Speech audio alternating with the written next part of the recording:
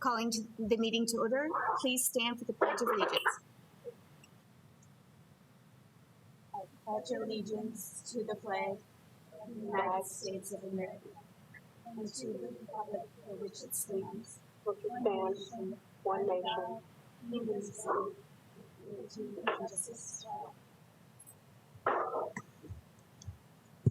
Good evening. For those watching, we have 3 board members present via phone, Board Member Parker, Board Member Ryder, and Board Member Tolke.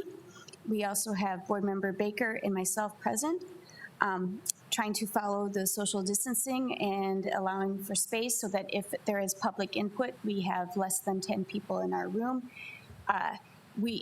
Due to this, we will be making sure that the board members who are via call make sure to introduce themselves before they speak or make a motion. And I'll be taking all votes via roll call to assist with that as well. Do I have a motion to approve the minutes of the meeting held March 23rd and March 25th? So moved. I have a motion. I have a motion Tolke and a second Parker. All those in favor signify by saying aye. I'll start with Board Member Baker. Here. Aye. Or aye. Board Member Parker. Aye. Board Member Tolke. Aye. Board Member Ryder. Aye. Board Member Mickelson, aye. Passes unanimously. The minutes of the meeting are approved. Nobody has signed up to address the board this evening. We'll move on to approval agenda. Do I have a motion? So moved. Board Member. So moved. Parker. Okay, can you be the second, Parker? We had Baker, their little leg here. Board Member Baker, motion, and Board Member Parker, second. Take roll call. Board Member Baker. Yes. Aye. Board Member Parker. Aye. Board Member Tolke. Aye. Board Member Ryder. Aye. Board Member Mickelson, aye. Passes 5-0. Approval of the agenda. We'll now move to the good news report. This evening, it will be a little different. We're going to have Dr. Maher address and give an update of all the COVID-related issues the school district has been addressing.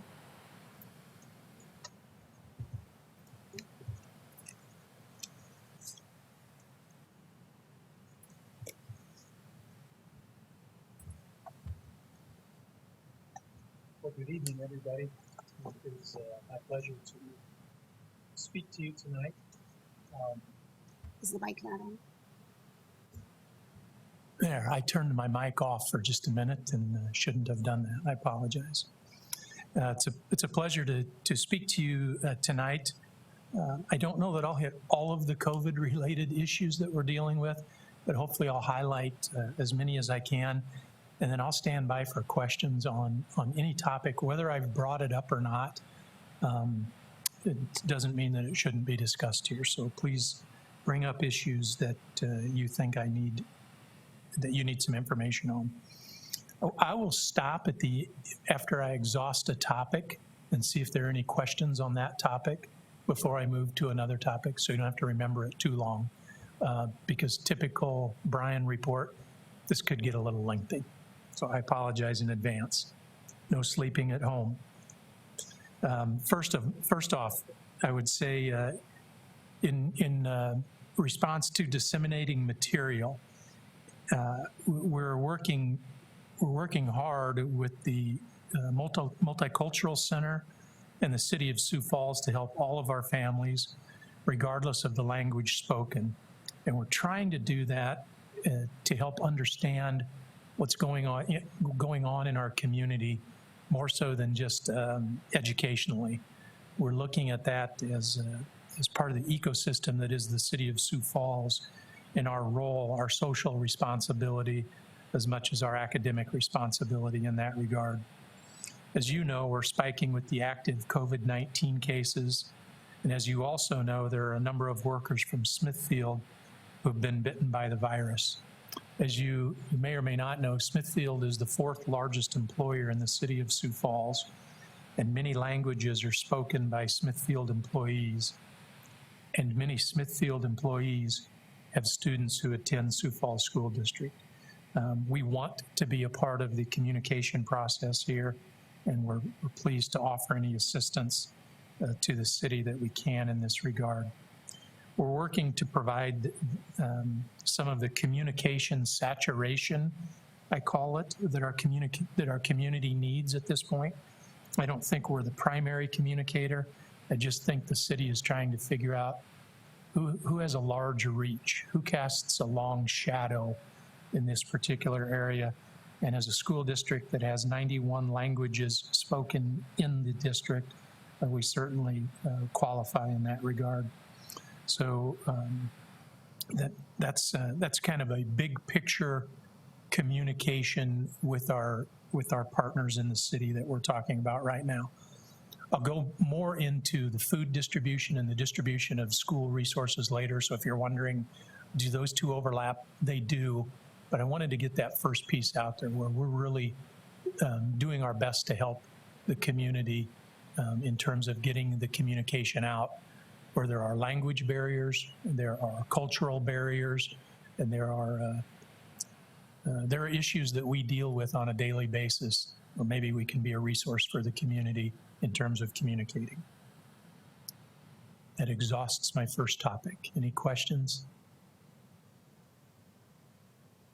Okay, I'll go to my second topic. As you likely recall, the governor discussed how workers in several vulnerable categories should stay home for 3 weeks. Some of those were if you are 65 or older, if you have a number of different chronic illnesses. First off, I would tell you that as a school district, we think that order makes good sense. Second, we wanted to determine what it means for our workforce, and we're slowly figuring that out. As of last Thursday, we know we had 30 custodians impacted by the order, and by impacted, I mean folks that would need to be off for those 3 weeks. In addition, we know we have about 50 other employees from various employment groups who are also impacted. Now, that wouldn't include our teachers, because our teachers are at home, or at least are at a remote location currently. But those are folks who we might call in to work on a periodic basis, if not a daily basis right now. There has been an impact to our workforce, and we're okay with the impact as we continue to work with employees to make sure that they are not experiencing financial hardship as a result of their loss of work. I suspect we have many more employees impacted than the 80 that I've identified, but those were the most recent numbers that came to me. And I just bring that up as that certainly does impact our workforce, and to some degree impacts our workflow. But with our work being done quite differently today than it was a month ago, it's got a far less impact than it would have had if we were still in session. Any questions on that topic? Just, I need to come over there so I can talk into this too, sorry.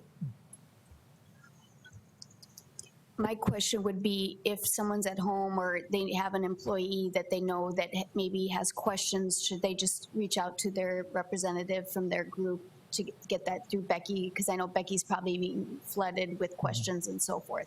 Yeah, really good question. And I would say there are a number of ways they could do that. They could do that through their representative of their employee group. They could do that through a building principal if they feel comfortable there.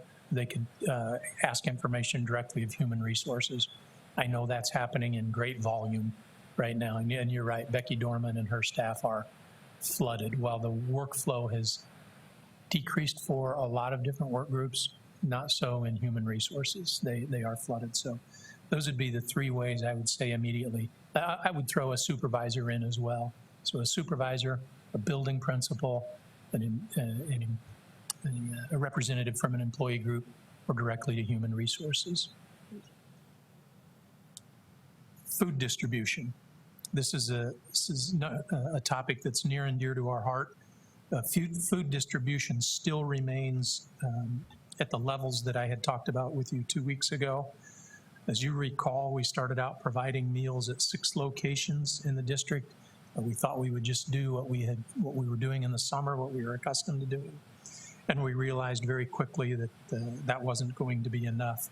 So we went from serving at 6 locations to still serving at those 6 locations and making over 90 stops with school buses that provide distribution of food and distribution of school resources in our community. This becomes a bit more problematic as the community spread of COVID-19 takes a wider swath in our community. We've worked to improve our social distancing between workers and recipients of the food and school materials, and between recipients as they wait to receive their food or school materials. We discussed this topic multiple times in a week, and we're still looking to improve the process with 2 goals in mind. Goal number 1 is that we want to make sure kids get fed. We want to eliminate food insecurity in our community. And the second goal is to make sure our staff and the recipients of the food and school materials remain safe. We've looked at distribution protocol. We've had distribution protocol put out by Molly Satter, our health coordinator. Once she did that, I think that alleviated some concerns, and we continue to get better at what the process looks like. But we're also looking at the potential of providing more food per stop and having fewer stops. And I don't mean fewer stops along the way. We still anticipate having the 90 plus, and we'll still add if we need to. But I'm talking about rather than going 2 times a week per stop and providing lunches for a couple of days, maybe we do once a week and provide lunch and breakfast, by the way, for the entire week. So we still take care of the food insecurity issues, and we restrict the number of social interactions that we have for both staff and for recipients, so that we do the best we can for reducing the risk of infection. That's the biggest thing I would say. We also, there is some conversation out there about being able to distribute 2 weeks at a time. I know Mr. Veek is working with Joni Davis to looking at that being a possibility for us as well. So we're looking, again, the 2 goals. Number 1 is to make sure that students get fed. And then also number 2, to reduce the interaction, the social interaction we have between our staff and the recipients of that food. Questions on the food distribution and how we are doing that? Yeah. Sorry. This is Cynthia. So with, I guess, the children who might be in quarantine now because of family members who are affected by COVID-19, how will we be distributing our resources to those children since they probably can't come out to the bus stop and to the school? Yep, we've been given a fairly liberal interpretation. You know, during the school year, you have to be the recipient of the lunch card, so to speak, if you'll go back for years and think through the old lunch card. And also in the summer, we have to be pretty strict at who we give food to. Not so much right now. The opportunities for us to distribute food, and I'm looking at Mr. Veek for clarification on this, is far more liberal. And I don't mean that in any sort of a political liberal conservative way. I just mean that in terms of us being able to get food to those folks who need the food. So it can be a neighbor, it can be an aunt or uncle, it can be somebody that we deem appropriate to get the food to that household. So we have a pretty liberal interpretation of who we can give that food to make sure that we're addressing the food insecurity, which was the number 1 issue that we talked about. I would also, as I was talking there, I was thinking through, we talk quite a little bit in a response team. We have a response team that began meeting every day and currently meets multiple times per week. And food distribution comes up. It maybe has come up at every meeting. I can't think of a meeting where it hasn't come up. And how do we do it? How do we make it better? How do we make it safer, et cetera, et cetera? We have gloves that everybody wears.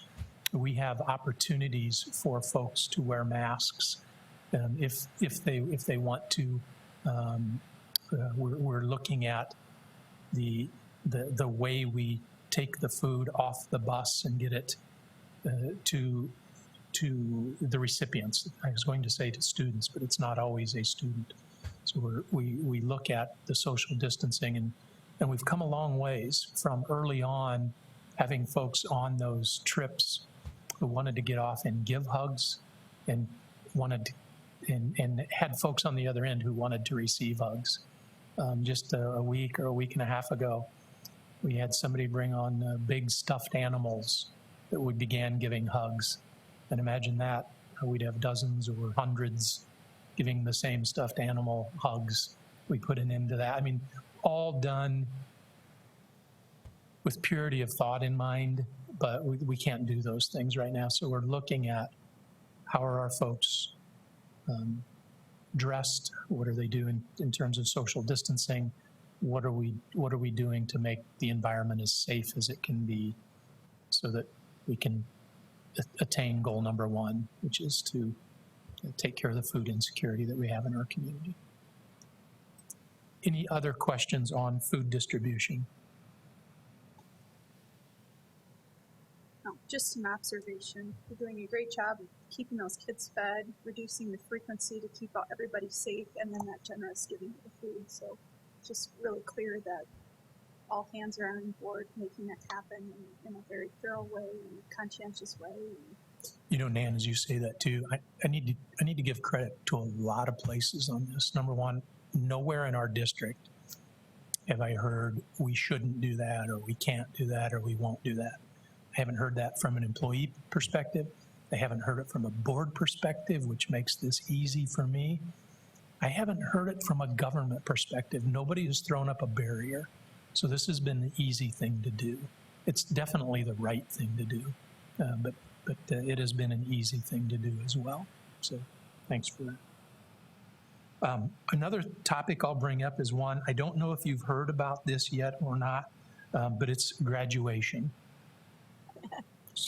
Trying to be funny. I suspect you've all heard about it, and so have I. And folks tend to be giving some grace on this, but as we come closer and closer to May 24th, which is the scheduled day for graduation, the emotion is beginning to rise. So let me talk to you about where we are in the conversation and the decision making when it comes to graduation. And let me first by a long ways, we want graduation to go off as scheduled on May 24th. I recognize that as each day goes by, that hope is dimming. And so we need to plan for the possibility, and we're getting close to even the eventuality, that May 24th is not graduation day. So if it's not, what does graduation day look like? And by the way, I think we need to make an announcement soon on May 24th so students' families can make plans. But as of today, we haven't abandoned May 24th. We're getting closer. I don't want to be naive enough to think that we're not getting closer. We're still more than a month away from that date, so we're going to hang on to it for at least another week. And I don't know beyond that, but for at least another week. So that's still goal number one. Knowing also that it takes a good deal of time to plan a graduation, face-to-face or virtual, we're looking at alternatives. So please know that we will not simply dismiss graduation. I think it's easier to dismiss prom, and I'm not saying prom isn't significant, because quite frankly, I think I remember prom more than I remember graduation, but we won't just dismiss graduation. Doing nothing for graduation is not an option for us, not at all. So we won't simply dismiss graduation. Nor have we determined that if May 24th is not graduation day, that we will automatically have a virtual graduation. That has not been determined either. Our first goal is to have a face-to-face graduation. So let me talk about what we have done and what we are doing to help us get the information we need to make a good decision. First, I met with seniors in my student advisory group last week, and I asked the group of senior representatives what they would prefer if May 24th were not a graduation day possibility. And they helped me think through several possibilities, such as potentially moving it, or what a meaningful virtual graduation day might look like. I don't want to get into those specifics because I don't want people to think we've made a decision to do a virtual graduation day. But they really were a tremendous think tank for me. That group is a small group, so we'll expand the opportunity to hear from more seniors. I would also tell you that I met with them, oh gosh, I think it was Wednesday or Thursday last week. I don't remember exactly. It was a morning. And over the weekend, I got an email from one of them who had done an absolute about face on what he had told me in the meeting, because he had talked with some friends and his friends had talked with some friends, and he felt compelled to come back and say, what I told you and what I thought wasn't accurate with what I'm hearing from my contemporaries. So it just validated our need to go out and bring in more voices from the senior class. So after meeting with that group, we've, as I mentioned, moved to expand that those number of voices weighing in on what the graduation might look like. And beginning later this week, I'll meet with senior representative at each of our high schools, Washington, Lincoln, Roosevelt, and New Tech. I'll meet with their principals, and we'll meet virtually when I say meet. I think in every case it is representatives from the student council at each building, but I'm not positive about that. And I know I told the principals, I gave them a loose guideline of 10, but we wanted at least 10 students. And so I'm guessing we'll meet with about 50 or 60 seniors before we're all said and done. And I think we'll get some good qualitative feedback on this initiative, and it'll give us some good stories and some good anecdotal data. In addition to that, later this week, we're going to send a survey to all seniors to get some quantitative data. Every senior will have a chance to weigh in on graduation. We're developing that survey instrument currently, and I'm looking at Deanne Conrad as I say that, because I know Deanne and others are working on that. Our hope is that we will get that survey out Wednesday or Thursday of this week. Am I writing a check you can't cash? Wednesday. So seniors, you should expect a survey from us on Wednesday of this week. We want that turned around quickly. So I suspect we'll give you a deadline of Friday. Okay, good point. So it'll be a quick turnaround on this, seniors, and we want your information, and we'll share that information. We'll share the survey, we'll share the data that we get, and there's no secrets there.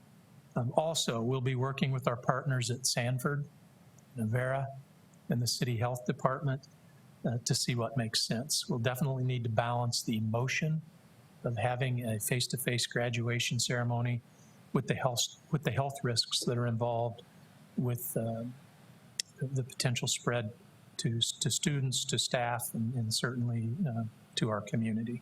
So we'll bring some science and some factual information into the data that we receive as well.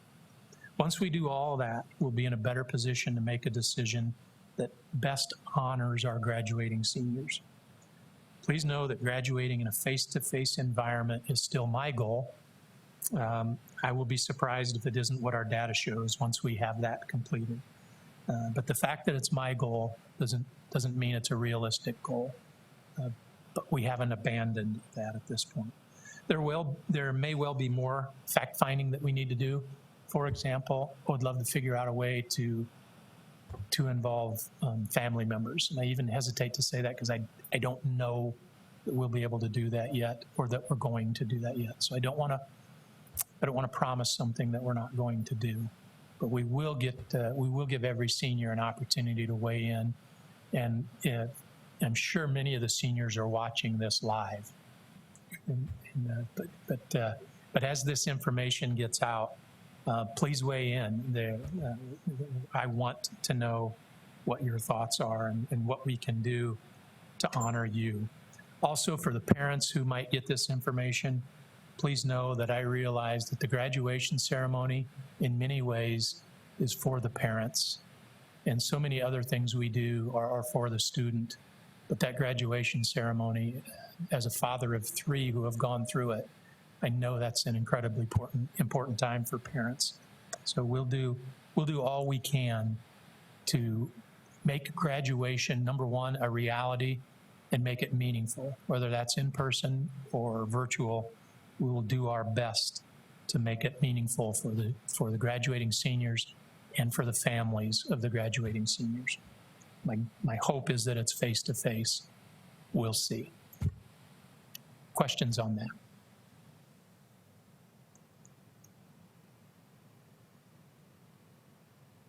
Okay. Grading conversations have been taking place. I think we're getting to a good spot as to how we will grade and what we will grade. Dr. Boyson and her staff have put out information to our entire staff, and in its simplest form, I would say that if students show up, metaphorically speaking, they will get the grade that they had at the end of the 3rd quarter, or better if deserved. Students must be engaged. So how do we track that engagement? What do we mean by that? We've put together a new metric for determining when a student is actively learning. Actively learning is happening, this is our definition, when a student has accessed remote learning electronically, picked up, or is requesting learning materials. So far, that's the bar.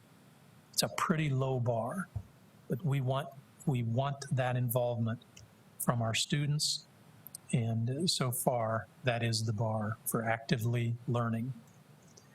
We realized early on that we're not equipped to know what engagement looks like in this environment, so we need to set and analyze some criteria. So that's the criteria that we've set at this point. And we've began bringing in data to give us an opportunity to figure out what this looks like. And when we look at that data over 2 weeks, we started the data collection for March 30th to April 3rd. That was our first week. And when we look at the data over 2 weeks, so March 30th to April 3rd, and then last week, April 6th to April 9th, here's what we've seen so far. We see that our elementary schools were at 84% in week 1 and are now at 86% actively learning in week 2.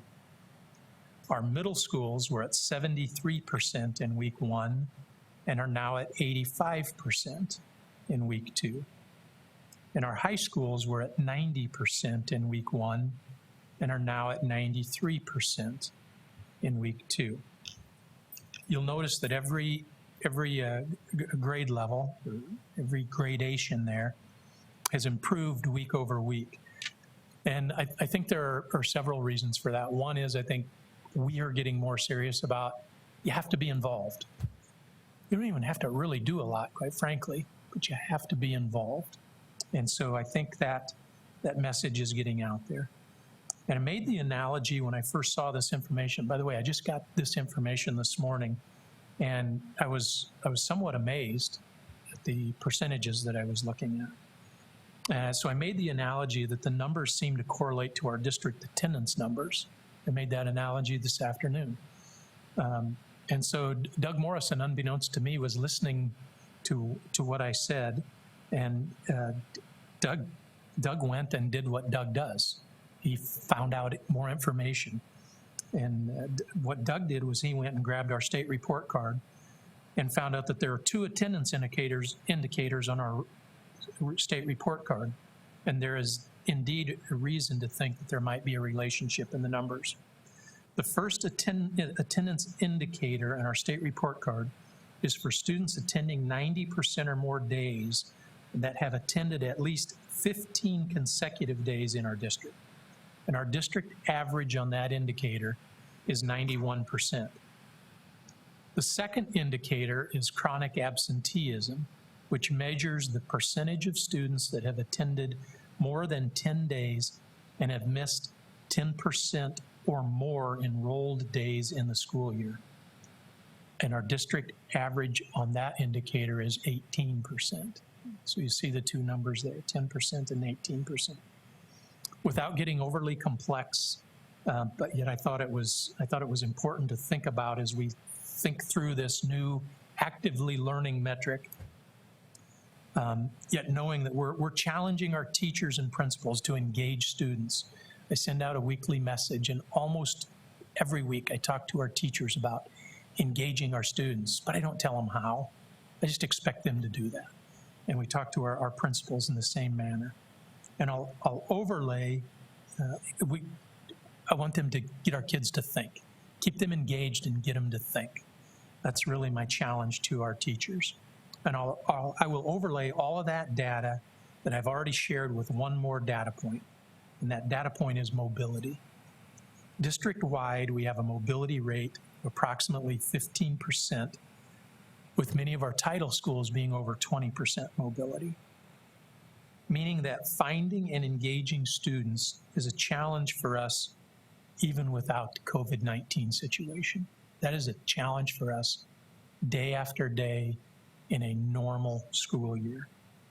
The bottom line is, when I look at what actively learning means and recognizing that it's a low bar, I would think that our engagement numbers, our actively learning numbers, are exemplary. I would give our teaching staff an A in my 5 years here. I would give them an A+ for what they have done for our community's children since March 13th. I'd probably give them an A+ for all 5 years too, but I would definitely give them an A+ for what they've done since March 13th.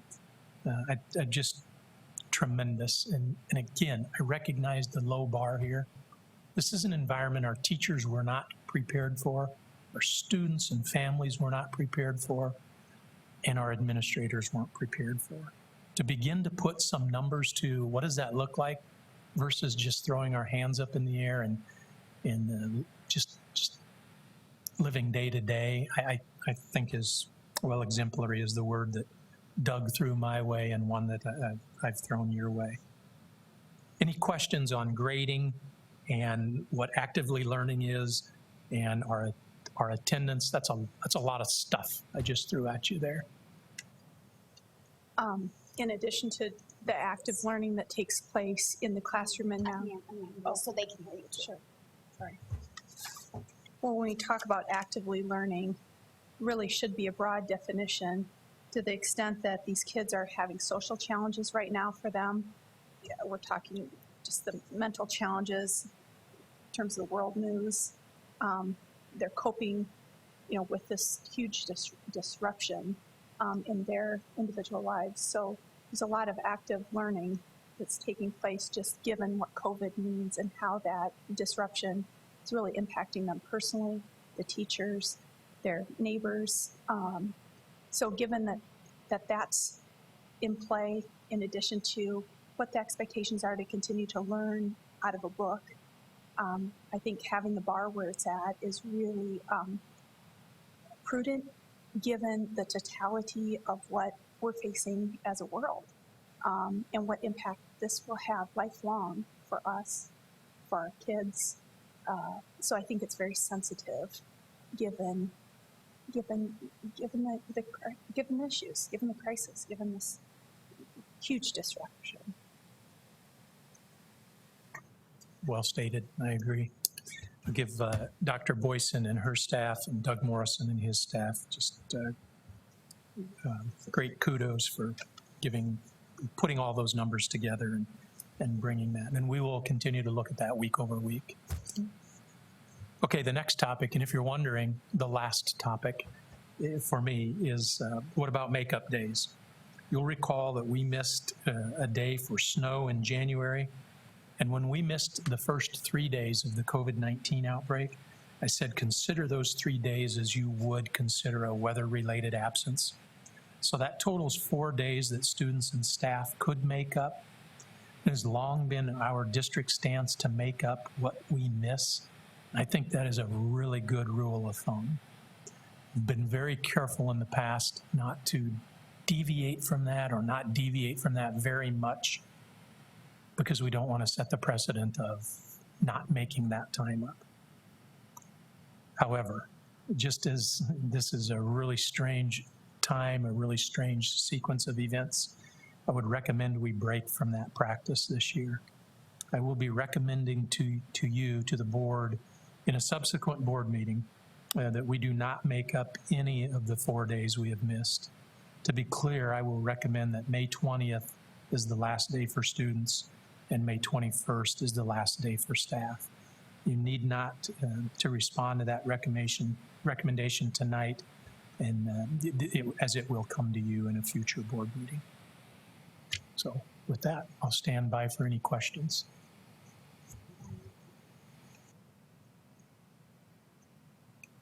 I think that recommendation with the leaving the end date as May 20th is just very wise for many reasons. It allows, since state mandated testing has been waived, we've recaptured some days there. There's been changes in what we're expecting of our students with testing, semester testing as well. So I just think there's no reason for the extension, plus it just, it allows us to plan going forward on everything. So thank you for that recommendation. Any other questions for Dr. Maher? I just have a statement, Volke. I'm just extremely grateful and impressed. I know all of us have heard from staff and parents with concerns, and the way everyone is going about not brushing it off, but diving in and looking into the best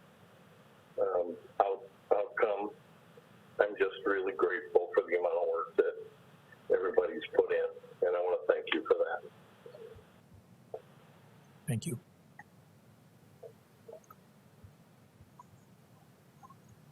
And hopefully in the near future, we will be updating the public as well about our plans on the boundaries as well, and what that looks like, right? I can't believe I didn't have that on here. Okay.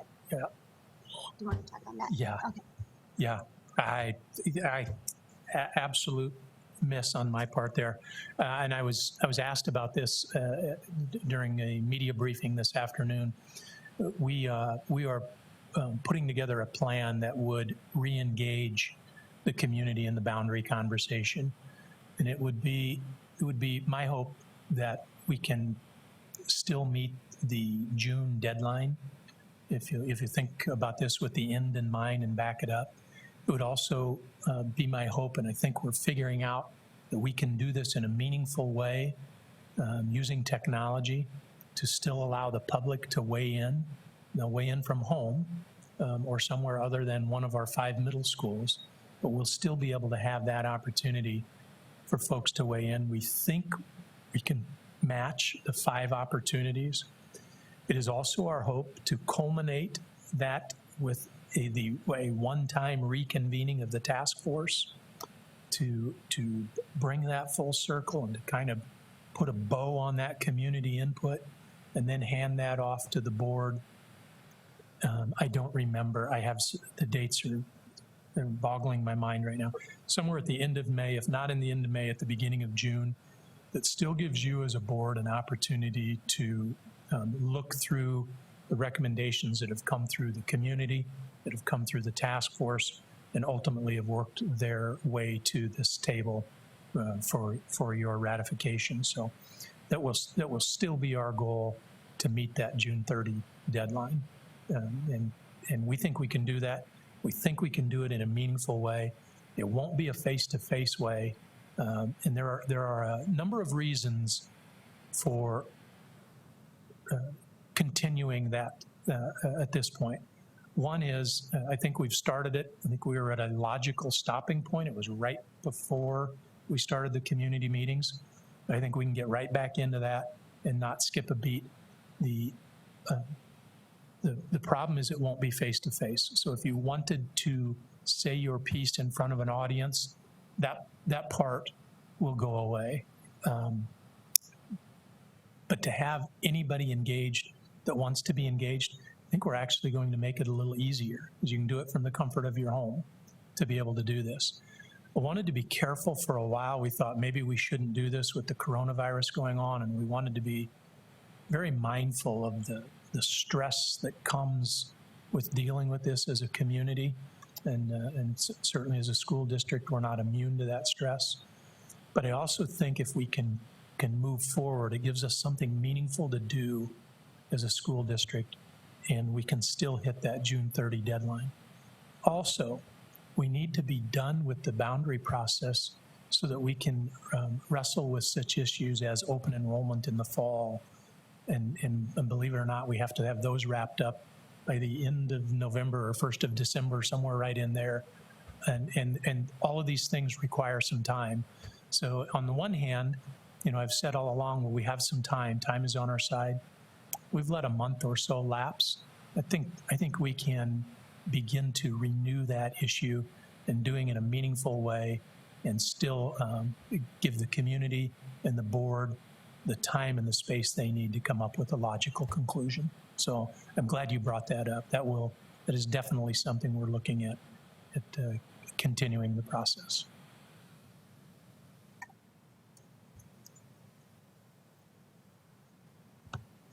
Thank you, Dr. Mahar. I appreciate all that information.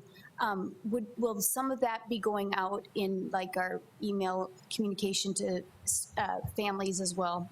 Perfect. Thank you very much. I think that's just such great information, and people love the communication you guys have been providing. I think it really helps when there's anxious people sitting at home wondering what's going on when they get that communication. And Deanne and your team, you have just done a wonderful job, so thank you. And the message that I keep, two things I wanted to say is, at home I have on my bulletin board for my boys is show up. And that's what basically we're saying to our students. If you're showing up and you're participating, that's half a life, really, is showing up. And if you're going to do this and get there, we're not going to punish you for the transition to remote learning. So I think that's a great message that we're sending our families. And although our buildings are closed to the public, the Sioux Falls School District is showing that we're not closed to serving excellence to our community here in Sioux Falls. And you all have just done such a fabulous job and made it really easy as a board member. We haven't had to push you in direction. You guys take things full steam ahead and have been very successful in implementing these changes. So thank you very much to everyone. Moving on the agenda. Approval of consent agenda 8A through E. Do I have a motion to approve? So moved. So moved, Parker. Moved by, okay. We have a motion by Parker, a second by Tolke. I'll do roll call. Board Member Baker. Yes. Board Member Parker. Aye. Board Member Tolke. Aye. Board Member Ryder. Aye. Board Member Mickelson, aye. Passes 5-0 for the approval of the consent agenda. There are no supplemental consent agenda items on 9. I accidentally went over the conflicts of interest, but there were no new ones presented, I believe, today. Anyway, sorry about that. Now to the reports of the superintendent.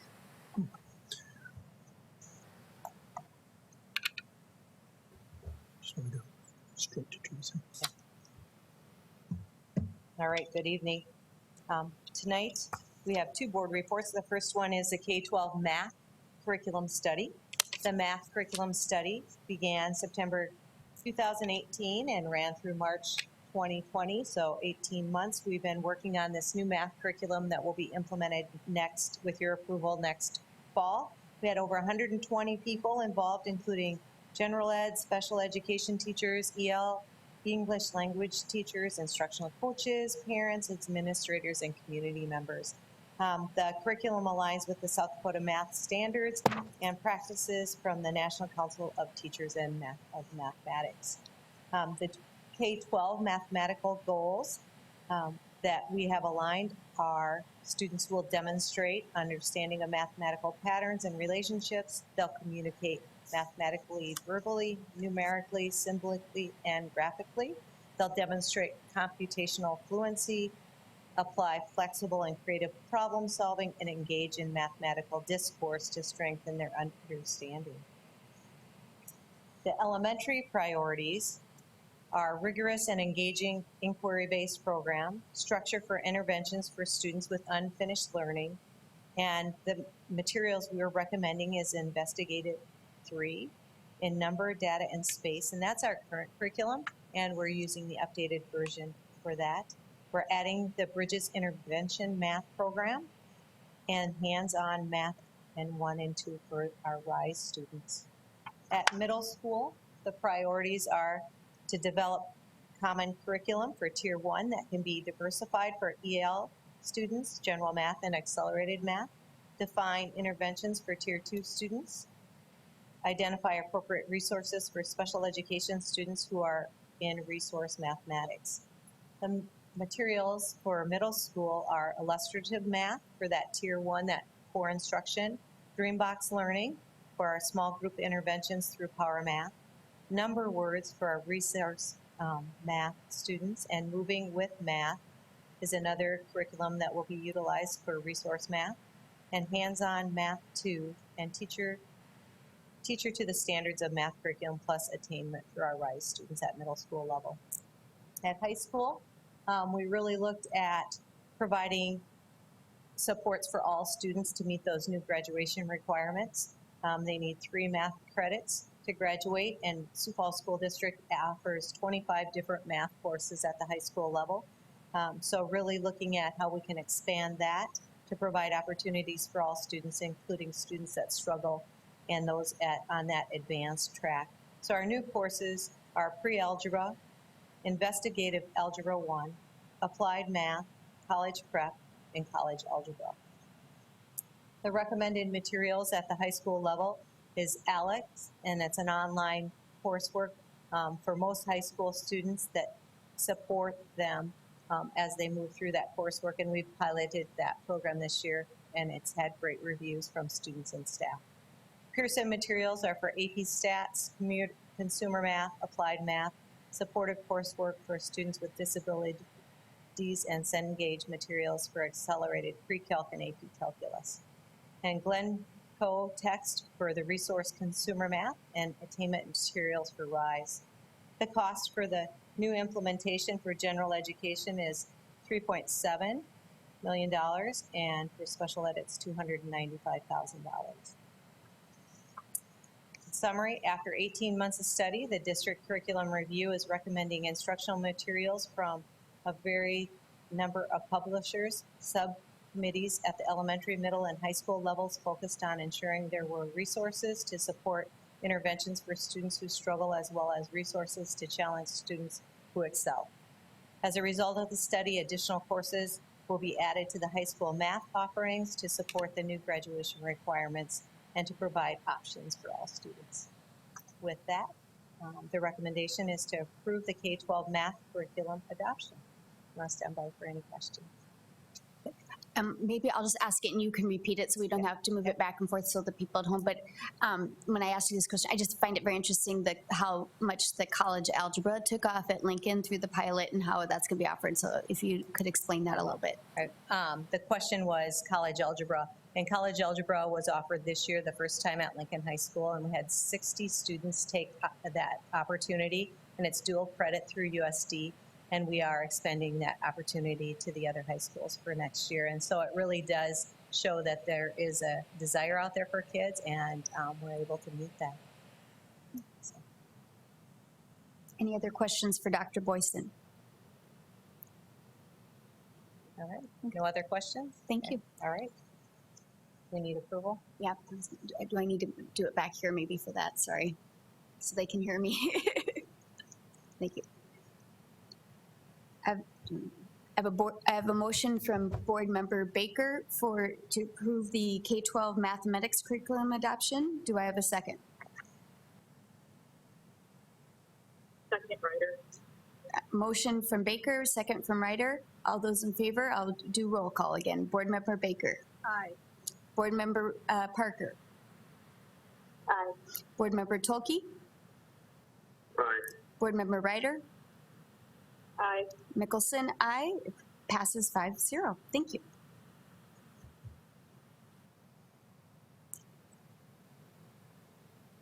The second board report tonight is the Workforce Development and Career Exposure Report. This report is to provide you information on our business partnerships that support career exposure and provide internship opportunities for students in the Sioux Falls School District. The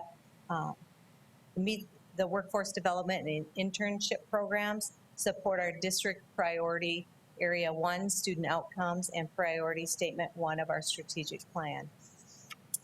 Through school business partnerships, they benefit students, teachers, and the community in the Sioux Falls area.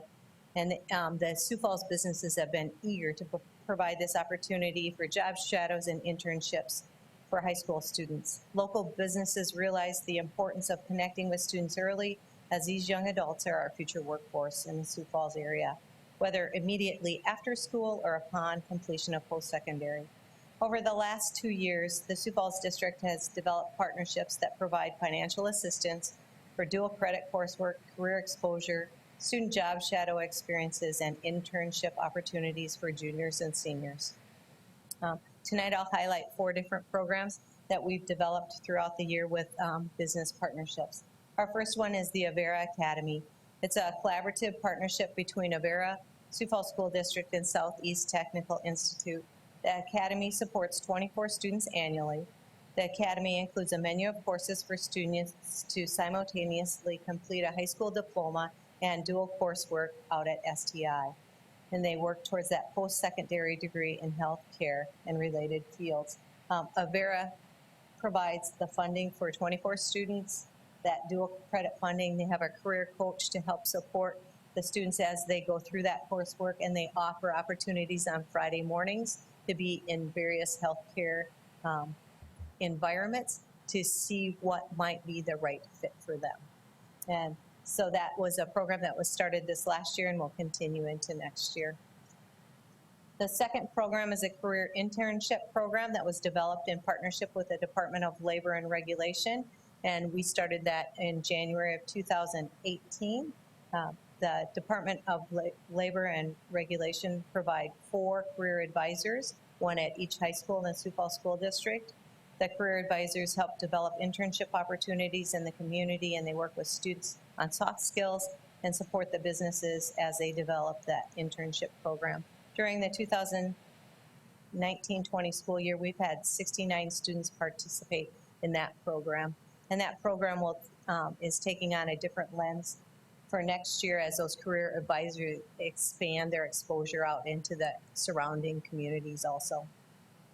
The next program is Classroom to Careers. That was started this year. It's a joint partnership with Sanford Health Systems, the City of Sioux Falls, and First Premier, providing funding for students at Washington High School who begin their coursework towards post-secondary degree out at Southeast Tech.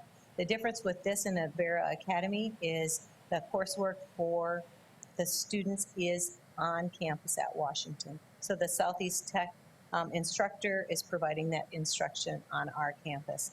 There is a career coach, and she helps to provide opportunities for students, really connecting with them and helping to break down any barriers that they might have to complete any coursework and applications towards that post-secondary for financial aid and scholarships.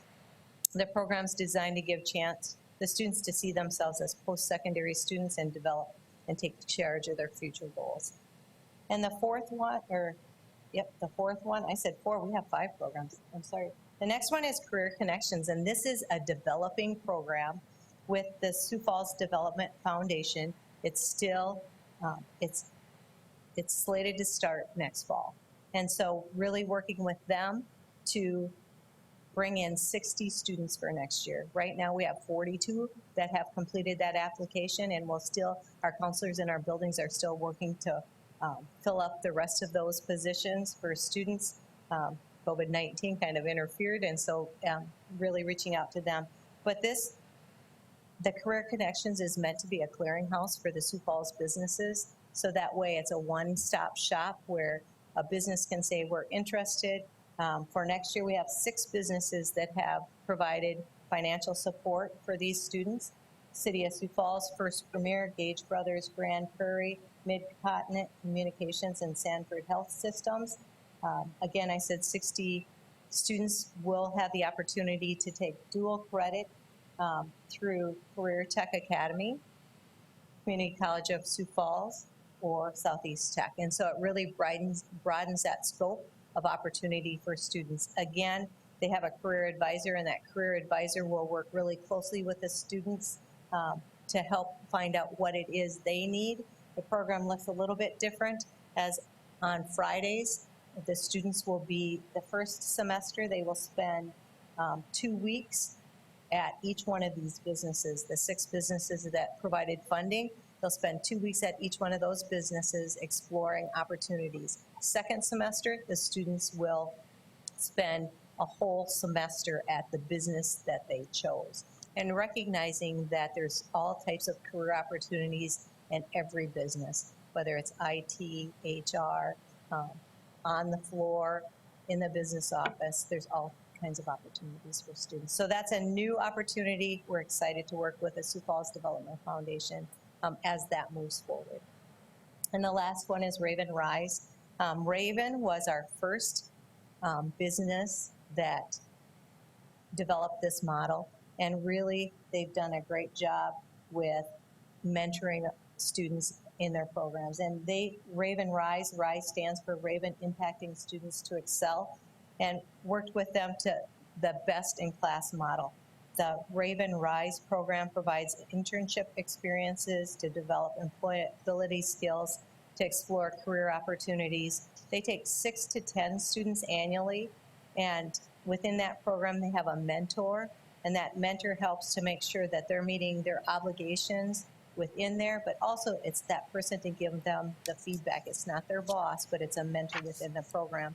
And Raven also provides topics for learning throughout their time there on motivation, living well, budgeting, interview skills, teamwork, respect, and attitude. And it's a great program. It's a great partnership for our students. The students that work there get paid, and then they also build that culture within that community. So in summary, the community partnerships provide opportunities for students who might not otherwise have a post-secondary education. The community partnership allows students to explore career options and transition to the next steps after high school and create connections in the business community of Sioux Falls. With that, I'll stand by for any questions. No questions, just an observation. I'll say where there's a will, there's a way. And most definitely, we're giving our students opportunities and experiences to both improve themselves and really use their talents to go out and serve the world. We are in the business of product development, and our product is our students. And I do believe that we are putting our energies to our children, and it will bear its fruit in time. So, thanks. Thanks. And we do, we have a great community. We see that from everything that Dr. Maher shared here about the support, and everybody gathers together around the students and the families and the business community, and we're just very thankful to be a part of that. Thank you. All right.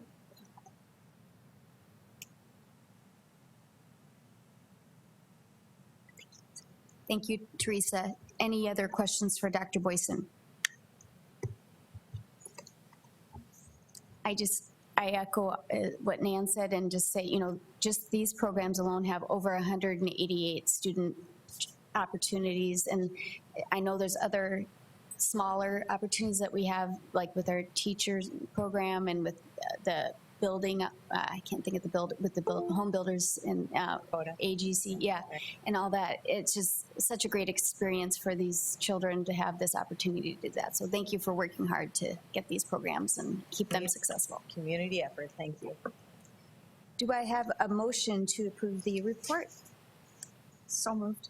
A motion from Board Member Baker. Do I have a second? Second, Parker. We had a jinx. I'll take Tolkey. A second from Tolkey. All those in favor, I'll do roll call. Board Member Baker. Aye. Board Member Parker. Aye. Board Member Tolkey. Aye. Board Member Ryder. Aye. Mickelson, aye. It passes 5-0. Now on to the policy regulation. Board Member Parker or Ryder, who is taking this one tonight? Kit Parker is. Thank you. All right, so we have 5 policies that are up for review, revised tonight. I'll go through them pretty quickly, as most of them didn't have any changes at all. So we had GBI, staff participation in political activities. That had no changes. We had IG and its accompanying regulation, curriculum development, adoption, and review. And that, we just updated language to reflect the Sioux Falls School District's current curriculum review cycle as it aligns with the Subcode of Department of Education.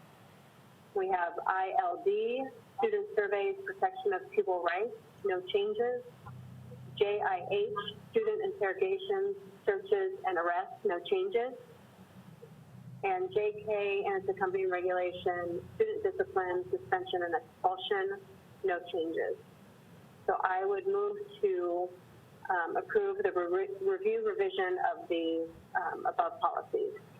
Thank you, Kate. We have a motion from Board Member Parker. Do I have a second?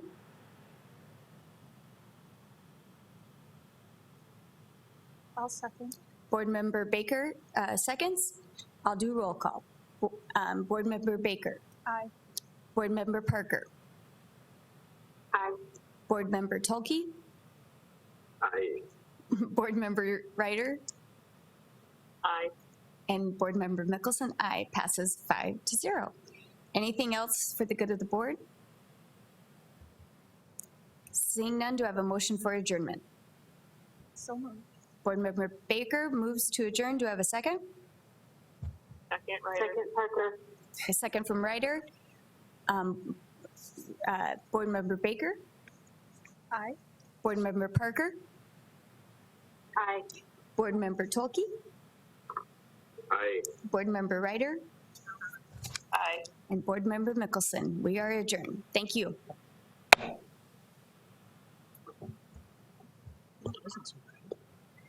Well, I had practice last week which was helpful.